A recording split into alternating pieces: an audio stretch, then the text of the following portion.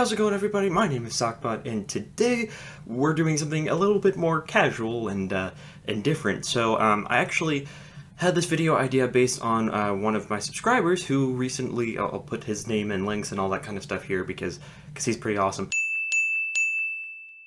But he actually asked me to play one of his levels, and I mean, I realized that at some point it's gonna be like, oh, okay, well that's what everyone asked, but I don't have that many people watching, so it was a big deal for me. So I played it, and it was really amazing, and for some reason I had a lot of, like, just desire, you know, like I normally do, to overanalyze things and kind of figure out why I liked it and what I liked so much about it. And I say this not just to, like, please the subscriber that made this level, but more specifically to just kind of get it out there that for some reason the whole, like, weirdness that I talk about all the time on this channel really appeals to me. And I'm not sure if it appeals to you guys either, but it is a weird level. So it's kind of a reaction type thing. I've already played through these levels. I just want to be able to, like, actually stop and analyze certain parts. So this is going to be a very long video because there's actually two different levels, and the other one, which I thought was super creative, but I don't know which one's first, so I just put them in here. And yeah, so definitely go check out the creator, and if you do like these types of videos, or me in general, or you know, whatever, please feel free to like the video and subscribe to my channel if you want to, but no stress, as always, to do so, you know, unless you want attention or something like that. But anyways, so let's get started. Okay, so yeah, this is actually the other level. This isn't the one by the subscriber, but I thought this level was really cool, so yeah, that's why we're doing this. Oh wait, you can still hear the sound, can't you? Hold on. So the basis of this level is actually really interesting, and you can see it from the start. The creator actually managed to use some kind of SockBots to actually alter how you switch characters, and I know that there's a trigger that will actually switch characters that they're using, so I'm not sure if they needed to use SockBots through this, and it did cause quite a few glitches, but that's probably the only negative thing I have to say about this entire level. I think right here you can start to see it, because I'm really bad at this level, but I had to play it a bunch of times to actually, you know, get a good recording of it.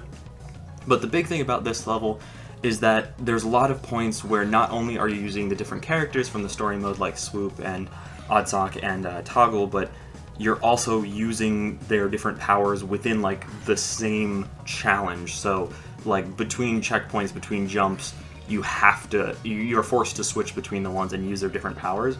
And I think that's an idea I haven't seen anywhere else. At least not close to the extent of this one. So, like, this obstacle right here is really interesting because those are not electrical zones, they're actually zones that will turn you into Oddsock. I'm gonna skip forward here because I died like 8 times on this because I didn't realize what was happening.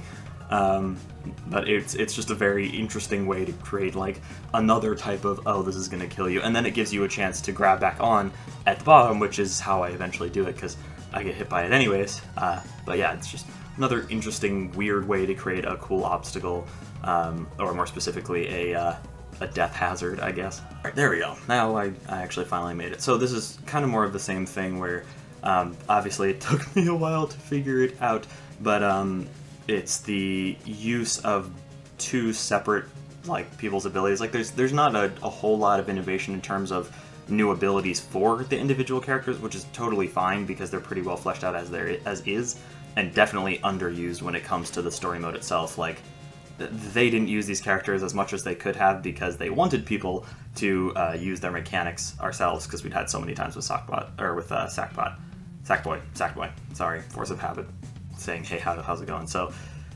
switching literally between all four within that one obstacle, it's just such a cool idea. And then, I think, again, it's one of the best ways I found to use Swoop, because for the most part, I have a lot of trouble doing this in terms of using Swoop and finding something more interesting than just trying to swoop through something as, like, a time limit. So, like, kind of in the story mode, when you would play as Swoop, the reason you would use the special power of Swoop other than flying was to get past obstacles that were time gated. So, like, if you didn't make it through this entire thing in a certain time limit, you would die, and the only way to do that was by using the Swoop mechanic. So I think that was a really interesting way, using that to build momentum.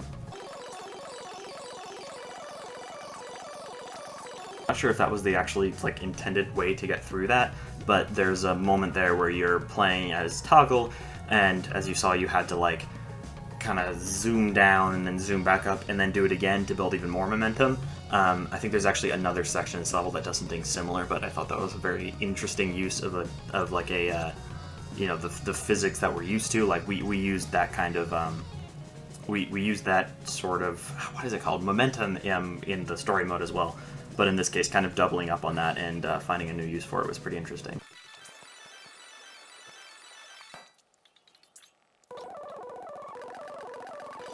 Okay, so this is actually one of the coolest sections of this, and I think this is kind of like the ultimate pinnacle version of what I've been talking about this whole time. First of all, there's this obstacle on the left using the momentum of toggle to launch yourself across the screen. And again, that like sideways momentum is not something that we saw in story mode as far as I remember, which is really cool because, again, innovating that. But it took me a while to kind of figure out what you're supposed to do here. And so the idea is to switch to odd sock with the yellow there so that you can have enough momentum to get across the gap like I did there. And then you climb up and you basically do the same thing the other way around. And then here we have like the same sort of thing, but instead of keeping it exactly the same obstacle twice in a row, you actually switch into swoop, so now you can go down the little hole that you flew over, which is just so cool. And like I said, since that's like the pinnacle, that's the end of the level. So we're actually moving directly on to the user-created level. Again, I will leave his name in the description and probably flash it on screen here. But you can tell right off the bat a couple things about this level, namely to do with the aesthetic, and it is weird, and I mean that in the best possible way. But for someone, especially coming from Little Big Planet 1, where we all thought that dark matter, which is the material used here for the most part, was very ugly and weird looking, it works here, and I don't know why. It's just like creepy, and I love the animations on it, and it works so well with this level and with the background, despite the background being something like completely different. Like those are fridges, but it somehow matches the skulls and the weird darkness of this level, along with the brightness of the different bounce pads. And moreover, like all the spikes and stuff kind of add to the creepiness of this, and then the metal, it just meshes so well together. Despite, like, I mean, a lot of the gameplay is pretty normal. I don't think, as of right now, there's anything super revolutionary. There is something later on that I absolutely love, and it's something I never see in other levels, so we'll talk about that in a bit. But for the most part, it's just like the aesthetic that really made me like it, and partially because it's so weird, but it's like you didn't need to spend too much time on detail for this aesthetic, but it's really unique and it really works. And on top of that, there's a lot of really good score runs in here, and I mean score runs, like there's point bubbles that are just in reach of each other to keep that combo going, and so it's like worth it to actually come back. But then there's these cats. You'll see them throughout. Maybe I'll pause in the next one if I actually manage to, but what? Why cats? I don't know. It confuses me, but it's so cool. It's so weird and interesting. I don't know how to explain. But yeah, there's the cats and the skulls and like the skeletons throughout. I mean, there's that beautiful scene right there that just works really well with the background from the story mode. And I don't know what about it works, but yeah. So then this next part is, I realize I'm like rushing through this level because this is like the 4th time I ran it, but I love that throughout the entire level you can see other parts that you've either been through or that you're going to go through, and that's how you retrace your steps, but through different paths. And I think that's really interesting because you kind of get to see what's ahead and you get to see what you've passed, like with the hamster tubes here. And this in particular, I didn't stop at the right time, but like using pre-made objects and still making something super unique and creepy and interesting, I just love it. I know I'm like very positive about this level, but so here's like the first of what I'm going to talk about later with the cats. There's this little section here that it's just so simple, but it shows something that I don't really do very often and that most people don't. And it's like, it's giving you another reason, and this is like the smallest example of it, but it's giving you something else to do in the level, kind of like a little bit of freedom to do something different than just continue running through the level. And it encourages you to do that with points. So like, this is just the normal hill, but with the points, there's like an objective to get them to get the double point modifier by running up and jumping back and using the physics to actually do that. And the same thing here, like you can just run over there and jump on the platform, but you can also jump up here and grab some more points. It's just like, it's very small, and it's not like it's hidden per se, but it's quite interesting. And even the background there with the spinning saw that wasn't, I don't even think it's lethal because I don't think you can be in that layer is just very interesting.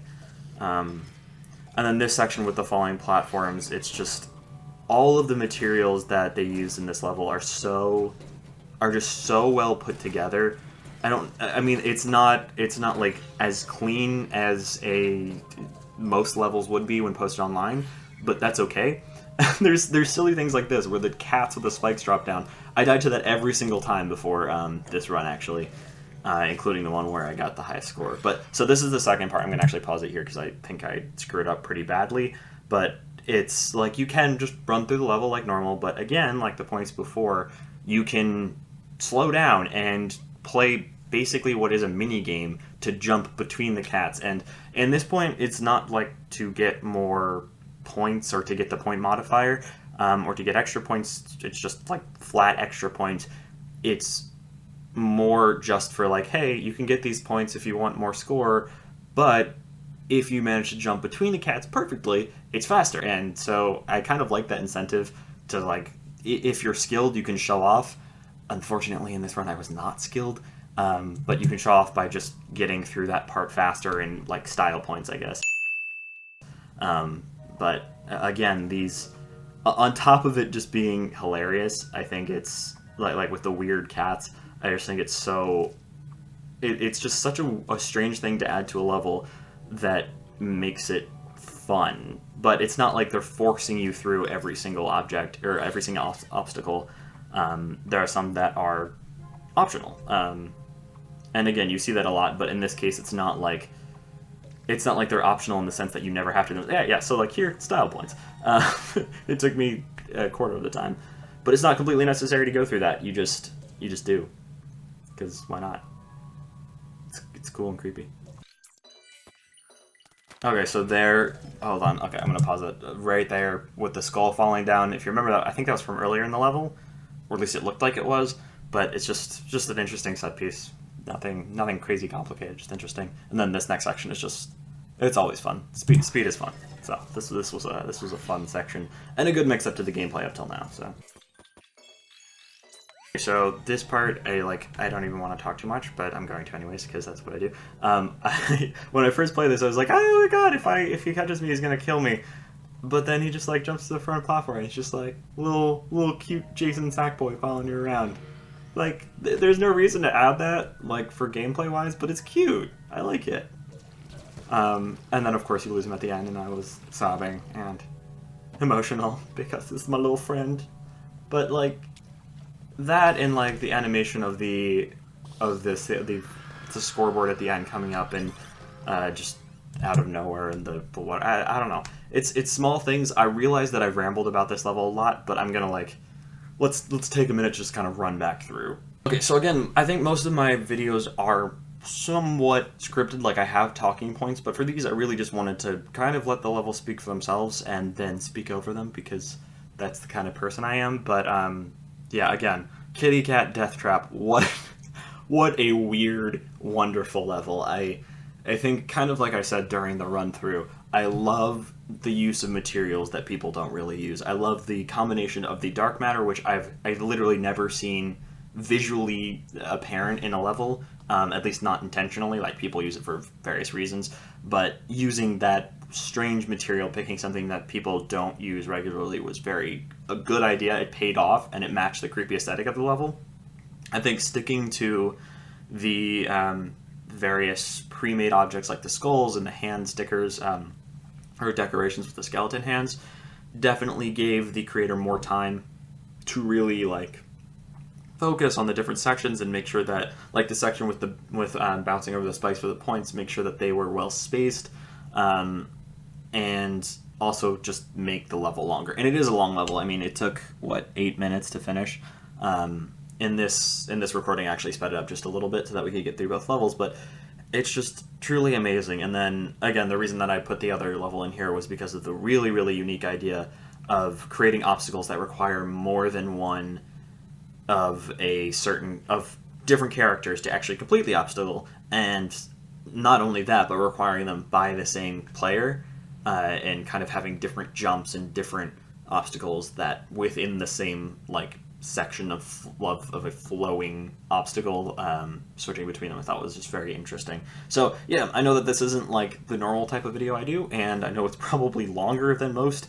I'm sure I'll cut it up, but if you do like this kind of thing, and if you like seeing more in-depth, like, I don't want to call them reviews because I just love both of these levels, so like if it's a review, 10 out of 10, I love both of them. But if you do like seeing more of these other people's gameplay as opposed to just crate tips and stuff like that, please let me know in the comments down below.